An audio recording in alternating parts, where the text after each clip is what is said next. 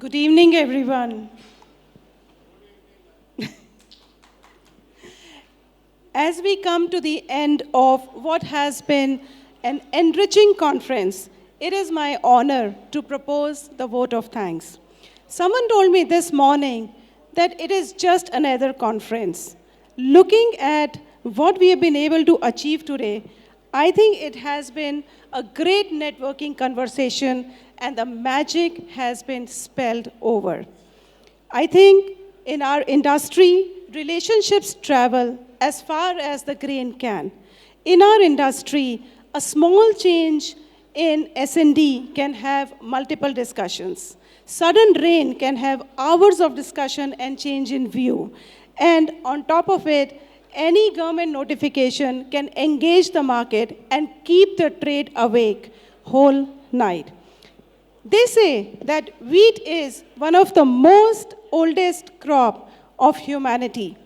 After today's discussion, I can confidently say that it is also most fascinating. We have spent the day talking about weather, markets, protein, quality, logistics, innovation, and whatnot. If today there is one takeaway that we have to take, it is that the markets will remain volatile, weather will continue to surprise us, freights will not behave, and government policies will keep us humble. But as an industry, we all come together, and resilience is our greatest strength. On behalf of the entire organizing committee, I thank everyone for their participation. And on behalf of WPPS, huge thanks to everybody, the entire executive committee for putting it all together. A successful conference, it looks easy, and the smooth execution looks easy, but we know that there is a executive committee that is running behind the logistics and making everybody's committee and conference very smooth. Today's conversation have reminded us that wheat is much more than a commodity. It is food security, it is farmer livelihood, industrial growth, and an essential link connecting farms to families across the world. So I wish everyone safe travel and a successful season ahead.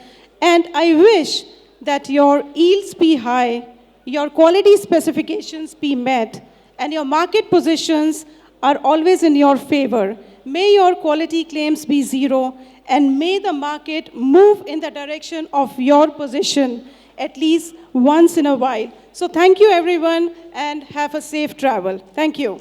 Thank you so much, Ms. Garima. And now we move forward to the last speaker of the day. May I please call upon our respected agri-economist, Mr. G.K. Sood, to please summarize today's discussions and proceedings. Ladies and gentlemen, can we please hear it from Mr. G.K. Sood, please?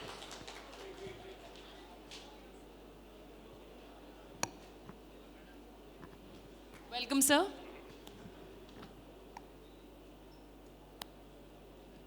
Good evening, friends. Good evening. आज की conference के बाद ये लगता है कि अगर conference करना कोई सीखना चाहे तो अजय भाई से पूछें कि एक दिन में इतना कंप्रेस किया है और इतनी वैल्यू इसमें डिलीवर की है. आज बड़े हमने सब तरह के विषयों पर एक्सपर्ट सुने, पॉलिसी से लेकर सप्लाई चेन से लेकर फोर्टिफिकेशन, न्यूट्रिशन एट्सेट्रा. एमएसपी पर बातें हुई. एमएसपी फार्मर की सिक्योरिटी के लिए है. 60-65 साल पहले हुआ था. उस टाइम पर ये 3 स्तंभ थे फूड डेवलपमेंट के. एक रिसर्च, एक प्राइस सेटिंग CACP और तीसरा FCI टू परचेज. तो इन तीनों में से रिसर्च तो ख़त्म हो गया. अगर आप देखें पिछले 10-12 साल से 14 साल से जो रिसर्च पर खर्चा था as a fraction of GDP वो कम हुआ है 33%. रमेश चांद जी ने भी यही कहा कि रिसर्च पर खर्चा कांस्टेंट है. इसके अलावा MSP डिस्टॉर्ट हो गई. उस पर बोनसेस वगैरह हो गए और एफसीआई पर इतना बोझ पड़ गया कि आज के दिन अगर फार्मर 25% वीट रखता है तो एफसीआई उससे ज़्यादा खरीद लेती है 30%, और मार्केट में 45% घूमता है। तो यहाँ कहा गया कि मिलिंग इंडस्ट्री को हर समय गवर्नमेंट की पॉलिसी को एंटिसिपेट करना पड़ता है। अजय भाई ने कहा कि 6 महीना तो हम एंटिसिपेट करते हैं क्या हो रहा है, और पॉलिसी बहुत अनसर्टन है। वो इसीलिए कि पूरी मिलिंग इंडस्ट्री को डिपेंड करना पड़ता है गवर्नमेंट की पॉलिसी से। अगर स्टॉक रख लिया तो नुकसान हो सकता है, नहीं रखा तो फिर भी नुकसान हो सकता है, क्या पता क्या कर डालें। और ये भी कहा गया, और बहुत बढ़िया सजेशन थी, प्राइस एफिशिएंसी पेमेंट की। ये अमेरिका में ट्राई किया गया था कि अगर फार्मर माल नहीं बेचना चाहता मार्केट के अराइवल के टाइम पर, तो एक अप्रूव्ड वेयर हाउस में रख दे, वहाँ की ट्रस्ट रसीट पर 80-90% मिल जाता है, और उसके बाद जब भी वो चाहे पूरे अगले 10 महीने में तो गवर्नमेंट को बेच सकता है। उसकी प्राइस फिक्स कर दी जाती है हर महीने, ब्याज व्याज जोड़कर। तो फार्मर उसमें मार्केट में पार्टिसिपेट करता है, गवर्नमेंट के बाद पास बोझ कम हो जाता है। तो पीडीपी की बात हुई आज, रमेश चांद जी ने यह भी कहा था कि प्राइस सपोर्ट का डिज़ाइन अगर एमएसपी के बजाय पीडीपी हो तो मार्केट को हेल्दी करेगा, एक्सपोर्ट को भी हेल्प करेगा, क्योंकि फिर market forces will decide the price. Farmer को अपनी कंपनसेशन मिल जाएगी जब उसको चाहिए, he will get the MSP plus carrying charges, पर वो सरकार वीट को कैरी नहीं करेगी। तो जैसे अभी ये बात हुई थी कि एक्सपोर्ट के लिए हम आउट ऑफ पैरिटी हैं, तो शायद हम एक्सपोर्ट की पैरिटी में आ जाएं। वीट भी, राइस भी, इन दोनों की बात हुई।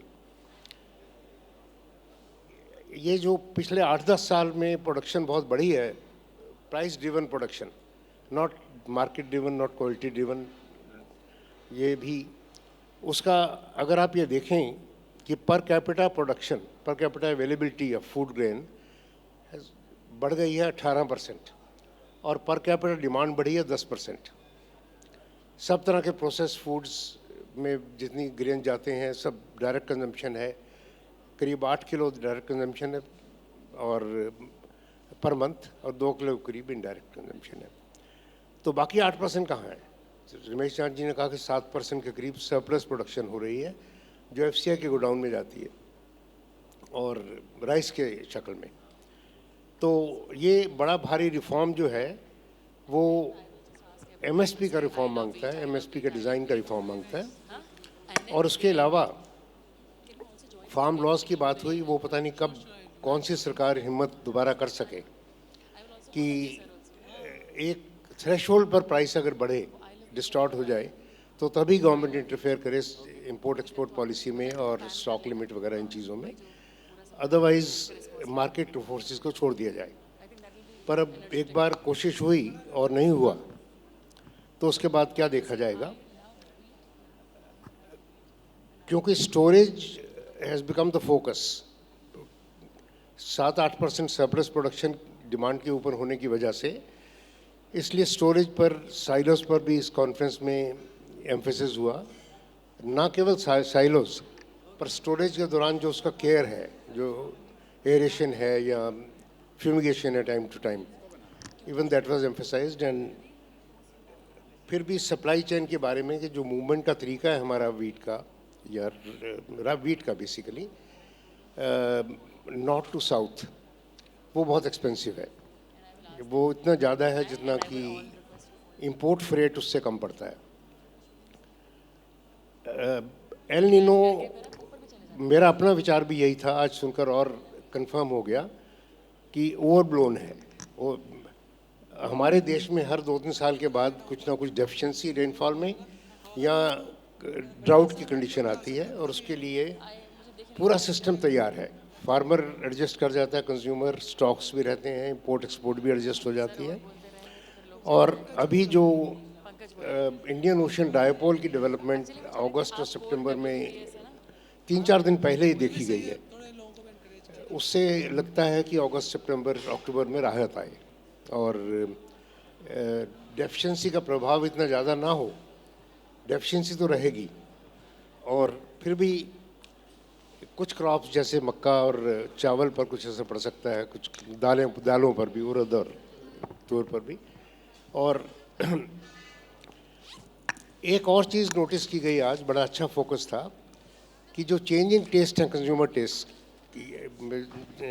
जेन जेड और अल्फ़ा और ये सब, और उनका जो बच्चों का प्रभाव बाकी परिवार पर है, जो एल्डर लोग हैं, तो लगभग सारी पॉपुलेशन पर ही हेल्थ की अवेयरनेस, हेल्थ फूड्स की अवेयरनेस, और मैं अपनी तरफ से जोड़ूंगा हेल्थ फैड की भी अवेयरनेस, कि कई फैड ही हैं, वो हेल्थ नहीं है। तो पर उसके लिए इंडस्ट्री को तैयार होना है कि उस तरह के फूड्स तैयार होकर industry should be in preparation for it. हमारी मार्केट्स की वॉलेटिलिटी जो है वो किसी को हेल्प नहीं करती, जो स्पेकुलेटिव वॉलेटिलिटी आती है, इसलिए futures markets are very essential. कई स्टडीज़ हुई हैं, सरकार की अपनी स्टडीज़ हैं, डॉक्टर अभिजीत सेन की, और अभी रिसेंटली एक स्टडी जिसमें मैं भी इन्वॉल्व था वो भी हुई है फ्यूचर्स मार्केट पर, और सब में यही दिखाया गया है कि फ्यूचर्स मार्केट से स्पेकुलेशन नहीं होती। तो मेजर राजीव यादव ने मेंशन किया इसके बारे में कि फ्यूचर्स मार्केट्स होनी चाहिए। और बाकी दो रिमार्क और थे और इसके बाद मैं ये बात ख़त्म करना चाहूँगा कि एक गोयल साहब, उन्होंने श्री कैलाश इंदौर से, he was a wonderful host last year in Indore, तो उन्होंने कहा कि सब कुछ स्टार्ट होता है फार्मर से। इंडस्ट्री का ये है कि वो जो पैरामीटर्स हैं प्रोडक्ट्स के, वो कम ना करके उनको मेंटेन करे जो भी उसके प्रोडक्ट्स बनने हैं। साथ ही ये भी सुना गया कि एंजाइम्स और इम्प्रूवर्स भी काम कर लेते हैं और कहीं किसी क्वालिटी का एडजस्टमेंट है और ग्लूटेन भी इम्प्रूव हो जाता है, वो सब एक किस्म का। तो वो अभी मुझे भी समझना है कि ये दोनों चीज़ें कैसे रिकंसाइल होंगी। तो इन्हीं के साथ जो मुझे दायित्व दिया गया था कि समरी करने का आज की, यहाँ मैं पूरा करता हूँ और आपका बहुत बहुत धन्यवाद। And congratulations on a successful conference. Thank you very much. Thank you so much, sir. And now I would request Ajay sir to please present the memento to GK Sood sir. Ladies and gentlemen, can we please have a huge round of applause?